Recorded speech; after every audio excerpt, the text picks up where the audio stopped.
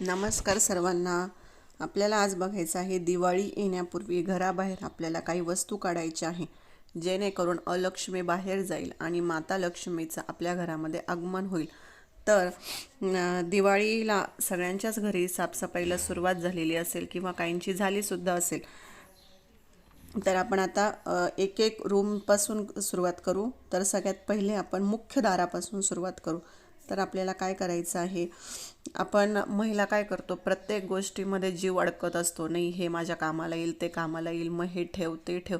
पण त्याने काय होतं, जी गोष्ट आपल्याला उपयोगाची नसते त्याने निगेटिव्ह एनर्जी ही आपल्या घरामध्ये साचत जाते आणि त्याने आपल्या घरामध्ये कटकटी वादविवाद व्हायला सुरुवात होतात. तिथे अलक्ष्मीचं स्थान निर्माण होतं आणि जिथे अलक्ष्मी असते ती माता लक्ष्मीला आगमन घरात करून देत नाही. त्यामुळे आपल्याला ज्या नको असतील, जे आपण वापरत नाही, त्या वस्तू आपल्याला टाकून द्यायच्या आहेत. तर सगळ्यात पहिले आपण मुख्य दारापासून सुरुवात करू. तर बघा, आपला मुख्य दरवाजा हा लाकडाचाच असावा आणि आता सगळ्यांचा लाकडाचाच असतो. आणि आपण बघा, दरवाजा ओपन करतो, क्लोज करतो, तेव्हा त्याच्यातून कुरूर कुरूर कुचकुच असा आवाज येत असतो बघा. तर ते काय असतं, थोडक्यात गंजलेलं असतं, ज्याच्या त्या बेअरिंग असतात त्या गंजलेल्या असतात. तर आपल्याला काय करायचं असतं, त्याच्यामध्ये थोडंसं ऑइल टाकायचं असतं. जर तुमच्याकडून नाही ऑइल आणणं होत तर आपलं खोबरेल तेल आहे, ते 2 थेंब टाका. बघा, त्याचा आवाज जातो. त्या कुरकुर आवाजाने काय होतं, घरामध्ये ना कटकटी व्हायला सुरुवात होतं. तो अजिबात आवाज आपल्या चांगला नसतो आपल्या घरासाठी. त्यांनी नकारात्मक एनर्जी खूप जास्त प्रमाणात आपल्या घरामध्ये एंटर करत असते. त्यामुळे तिथे थोडंसं 2-2 थेंब आपल्याला खोबऱ्याचं तेल हे टाकायचं आहे, की जेणेकरून त्या दरवाज्यातून येणारा आवाज बंद होईल. त्यानंतर आपलं सगळ्यात महत्त्वाचं म्हणजे आपलं देवघर. देवघरामध्ये मोजकेच देव असायला पाहिजे. आणि बघा, छोटंसं आपलं देवघर असेल आणि देव जर जास्त असेल तर काय होतं, एकमेकांना ते देव लागतात, मग त्यांनी ना दोष निर्माण होत असतो. त्यामुळे आपलं देवघर मोठं असो किंवा छोटं असो, पण मोजकेच देव असावे, जास्त देव नसावेत. त्यानंतर बघा, आपल्याकडे प्लास्टिकच्या आधी, आता तर काचेच्या फोटो येतात किंवा प्लास्टिकचे जर असेल, आपण त्याला रोज गंध लाव करतो, पुसतो, त्याला रोज गंध लावतो, पुसतो. तर त्याने काय होतं, तर ते कागदी असेल किंवा प्लास्टिकचं असेल तर त्याच्यावर ते असं पुसट पुसट होत जातं. आणि ते पुसट झालं का मग ते देव तसे काय करायचे असतं, आपल्याला विसर्जन करायचे असतं त्यांची विधिवत पूजा करून. तर आपण ते तसं करत नाही. हा देव जुना आहे, माझ्या सासूचा आहे, आजीचा आहे, आईचा आहे, असं करून आपण ते ठेवत जातो. आणि त्यांनी सुद्धा आपल्या घरामध्ये निगेटिव्ह एनर्जी वाढत असते आणि आपल्याला दोष लागत असतात. त्यामुळे खराब झालेल्या फ्रेम, त्यानंतर जर देव तुमचे खराब झालेले असेल तर ते सुद्धा तुम्ही मोडून नवीन बनवा. आणि जर काही फ्रेम असेल, खराब झालेलं असेल फोटो तुमचे देवांचे, तर ते सुद्धा तुम्ही त्यांची पूजा करून ते तुम्ही नदीमध्ये सोडून द्या किंवा एखाद्या झाडाखाली ठेवले तरी सुद्धा चालतात. त्यानंतर सगळ्यात महत्त्वाचं म्हणजे आपल्या चपला. एक माणूस असतो पण त्याला चपलांची जोड हे 7-8 चपलांची जोड लागत असतात. जीन्सवर वेगळे, ड्रेसवर वेगळे, साडीवर वेगळे, प्रत्येकाचंच तसंच असतं. तर काय करायचं आहे आपल्याला, जेवढे तुम्ही घालता ते ठेवा, जे खराब झालेले आहे ते टाकून द्या आणि जे तुम्ही वापरत नाही ते सुद्धा टाकून द्या. चपलांनी सुद्धा काय होते, निगेटिव्ह एनर्जी वाढत असते. आणि जर ह्या चपला जर चांगल्या असेल तर तुम्ही कोणाला तरी त्या द्या. तुम्ही जर वापरलेला नसेल तर देऊ शकता इतर कोणाला त्यांना वापरायला. पण चप्पल ही आपण दरिद्री समजली जात असतो, त्याच्यामुळे ती आपली दरिद्री आपण दुसऱ्याला का द्यायची, तर त्यापेक्षा तुम्ही त्या फेकून द्या, कचऱ्यामध्ये टाकून द्या. कोणाला देऊ नका. खराब झालेल्या चपला कधीच कोणाला देऊ नये. त्यानंतर आपलं महिलांचं सगळ्यात महत्त्वाचं म्हणजे किचन. आपलं 70% आयुष्य हे किचनमध्येच जातं. तर किचनमध्ये सगळ्यात महत्त्वाचे म्हणजे भांडे. तर आपल्याला खराब झालेले भांडे पण लागतात, चांगले भांडेसुद्धा आपल्याला लागतात.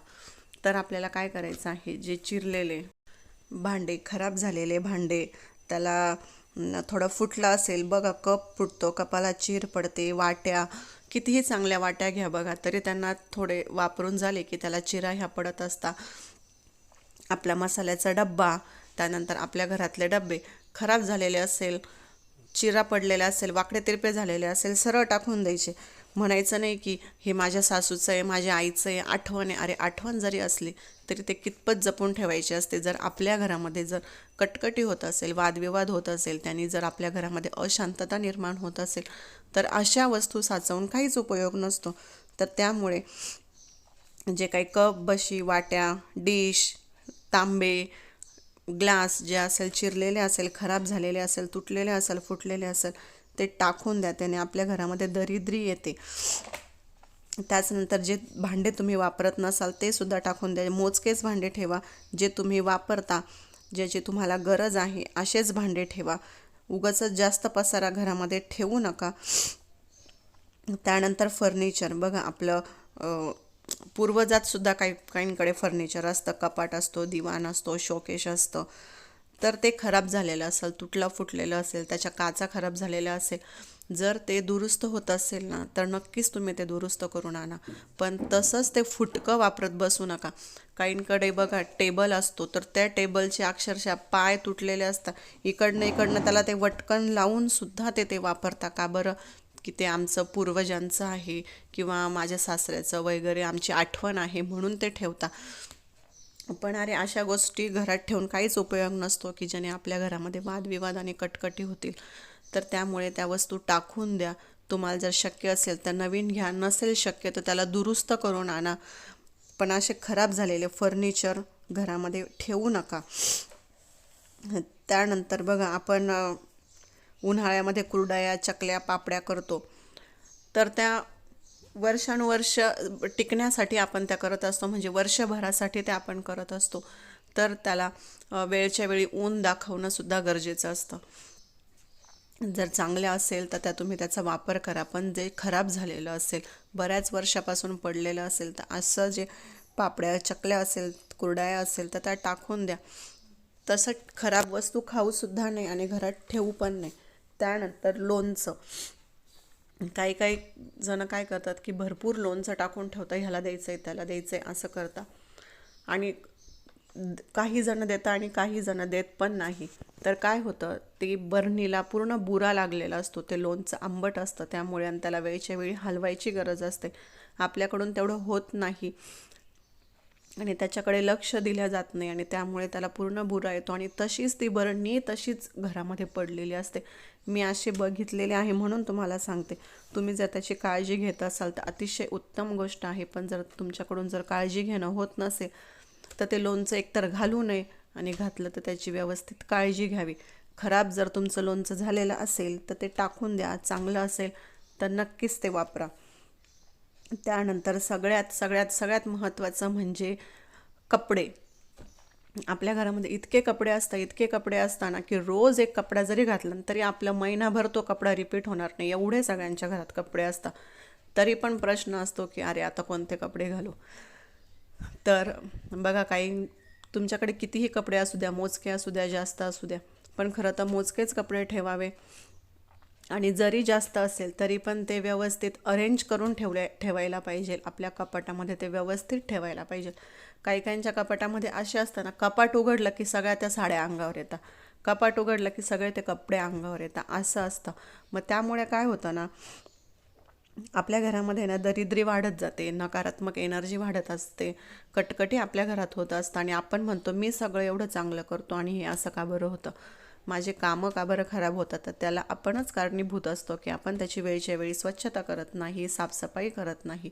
त्यामुळे तर आता हे दिवाळीचं निमित्त आहे, त्यामुळे तुमच्या काही अनवॉन्टेड कपडे असेल जे तुम्ही वापरत नाही, ज्याची तुम्हाला गरज नाही, छोटे झालेले असेल तर कोणाला तरी देऊन टाका. त्यांना स्वच्छ धुवा आणि मग द्या.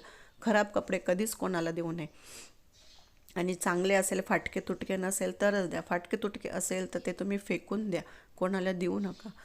जे तुम्ही वापरत नसाल ते कपडे कोणाला तरी द्या. पण तसंच गबाळं घरात ठेवू नका, ते कोणाच्या तरी उपयोगाला तरी येईल. घरात ठेवून त्याचं काय होणार आहे, शेवटी कपडा आहे तो काय होऊन जातो, विरून जातो, जीर्ण होऊन जातो. तर त्यापेक्षा कोणीतरी वापरेल, एखाद्या अशा गरजू व्यक्तीला तुम्ही द्या. काय असतं ना, कोणत्याही गोष्टीचा ना उद्रेक करायचा नसतो, मोजक्याच वस्तू असाव्या. अति झाला का तिथे माती होत असते. त्यामुळे मी ज्या ह्या गोष्टी सांगितलेल्या आहे त्या आपल्याला दिवाळीमध्ये तुम्ही जेव्हा आवरायला काढाल किंवा काढलेलं असेल तर ह्या ज्या काही गोष्टी असेल त्या बारकाईने बघा. आपल्या घरामध्ये काय खराब आहे, काय चांगलं आहे. जे आपल्या गरजेचं नसेल ते टाकून द्या. जे गरजेचं असेल तेच घरामध्ये ठेवा. जे चांगलं असेल तेच घरामध्ये ठेवा. जे नको असेल, जे तुम्ही वापरत नसाल तशा वस्तू तुम्ही फेकून द्या. त्यानंतर म्हणजे फाटलेलं कॅलेंडर.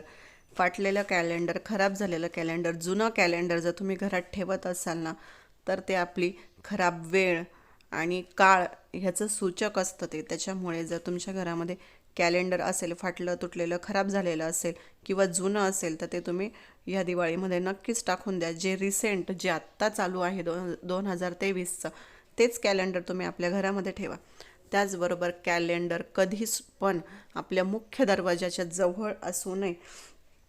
ते कॅलेंडर कधीही दरवाजाच्या समोर किंवा आपण दरवाजाच्या मागे पण आपण जर कॅलेंडर लावत असाल तर ते नक्कीच काढून टाका. त्यानंतर बंद पडलेली घड्याळ, हे आपल्या घरामध्ये बरकत होऊन देत नाही. त्यामुळे बंद पडलेल्या इलेक्ट्रॉनिक वस्तू ह्या दिवाळीमध्ये तुम्ही फेकून द्या. स्वच्छतेची काळजी घेणं खूप गरजेचं असतं. खराब वस्तू घरात ठेवू नये. ह्या ज्या सांगितलेल्या आहेत त्या वस्तू, ह्या ज्या काही गोष्टी आहेत त्या नक्कीच तुम्ही आवर्जून बारकावून बघा आणि त्या खराब असेल, तुटक्या फुटक्या असेल तर नक्कीच टाकून द्या.